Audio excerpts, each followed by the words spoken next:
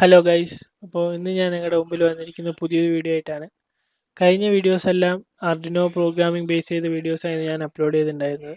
അപ്പോൾ കുറേ വ്യൂവേഴ്സിൻ്റെ ഒരു ആവശ്യമനുസരിച്ച് ഞാൻ ഇന്ന് പുതിയൊരു വീഡിയോ ചെയ്യുന്നത് പ്രോഗ്രാമിംഗ് നിന്ന് മാറി എങ്ങനെ നമുക്കൊരു സിമ്പിൾ സർക്യൂട്ട് ഡിസൈൻ ചെയ്യാം എന്നതിനെ പറ്റിയൊരു വീഡിയോ ആണ്.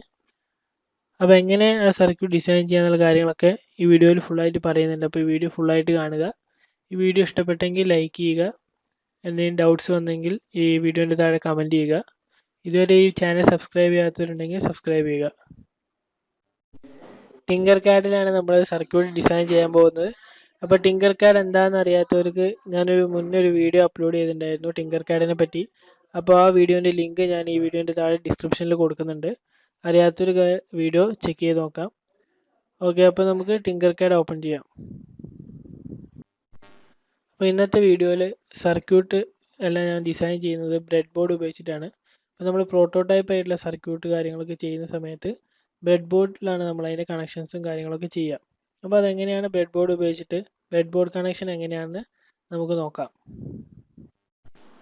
ഇപ്പം നമ്മളിവിടെ ഉപയോഗിക്കുന്നത് ബ്രെഡ് ബോർഡ് കണക്ഷനാണെന്ന് ഞാൻ നേരത്തെ പറഞ്ഞിട്ടുണ്ടായിരുന്നു. അപ്പോൾ ബ്രെഡ് ബോർഡ് നമുക്ക് പല സൈസിൽ അവൈലബിൾ ആണ്. ഞാനിവിടെ ചെറിയ സ്മോൾ സൈസുള്ള ബ്രെഡ് ബോർഡാണ് എടുത്തിരിക്കുന്നത്.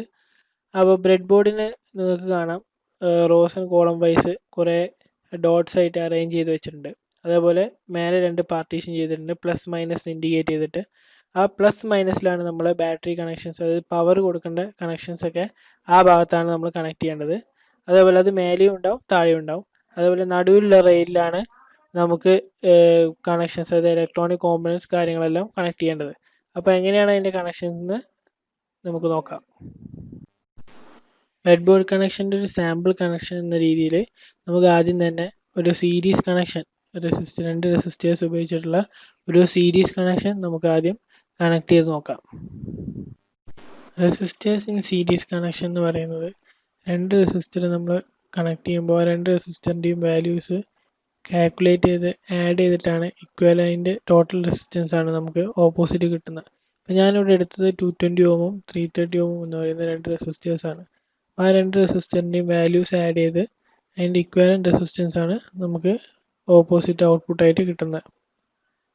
അതായത് അതിൻ്റെ ഇക്വേഷൻ എന്ന് പറയുന്നത് RS = R1 + R2.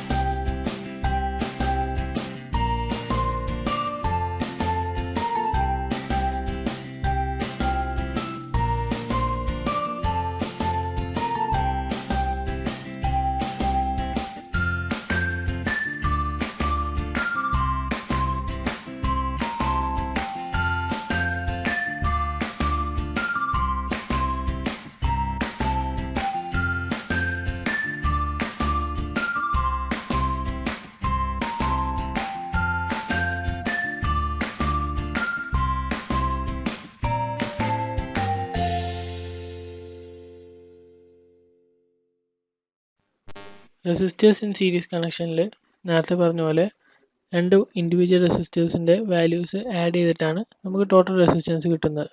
അതേപോലെ കറണ്ട് ഫ്ലോയും അതിൽ സെയിം ആയിരിക്കും, അതിൽ ചേഞ്ചസ് ഒന്നും ഉണ്ടാവില്ല. പക്ഷേ വോൾട്ടേജ് ഡ്രോപ്പ് വരുന്നത് ഓരോ ഇൻഡിവിജ്വൽ റെസിസ്റ്ററിൻ്റെയും വാല്യൂസിനനുസരിച്ച് അത് ചേഞ്ച് ചെയ്തുകൊണ്ടിരിക്കും. അപ്പോൾ നെക്സ്റ്റ് വീഡിയോയിൽ ഞാൻ എന്താണ് സീരീസ് സർക്യൂട്ട് പാരലൽ സർക്യൂട്ട് തമ്മിൽ വ്യത്യാസം, എന്താണ് പാരലൽ സർക്യൂട്ട്, അതേപോലെ ഓംസ് ലോ എന്താണെന്ന് ഉള്ള കാര്യങ്ങളൊക്കെ ആയിട്ട് നെക്സ്റ്റ് വീഡിയോയിൽ നമുക്ക് കാണാം.